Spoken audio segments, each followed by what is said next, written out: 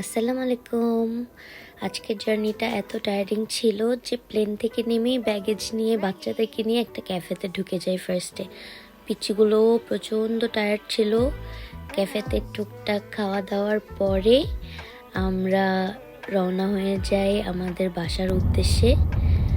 বাচ্চাগুলো যেহেতু অনেক টায়ার্ড ছিল, বাসাতে যাওয়ার আগে গাড়িতেই দুইজনই ঘুমিয়ে যায় একসাথে। ওদেরকে দেখে খারাপও লাগছিল, এত লং জার্নি। আমরা যদিও মেন্টালি প্রিপেয়ার ছিলাম, বাট বাচ্চাগুলোকে তো মেন্টালি ওভাবে প্রিপেয়ার করতে পারিনি, সেজন্য ওরা একটু বেশি টায়ার্ড হয়ে গিয়েছিল। অলদো কম্পারেটিভলি ওরা একদমই কম জ্বালিয়েছে জার্নিতে। তারপরে আমরা সাথে সাথে বের হয়ে যাই আশেপাশে একটু এক্সপ্লোর করার জন্য।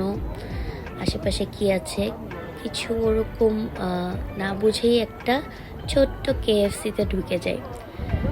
কেএফসিতে ঢোকার পরে আমরা জানতে পারি যে এই কেএফসিটা একটু স্পেশাল, ইউকেতে স্পেসিফিক্যালি ফেমাস বিকজ এটা ব্যাক ইন 1965 ইউকেতে ওপেন হওয়া ফার্স্ট কেএফসি ছিল।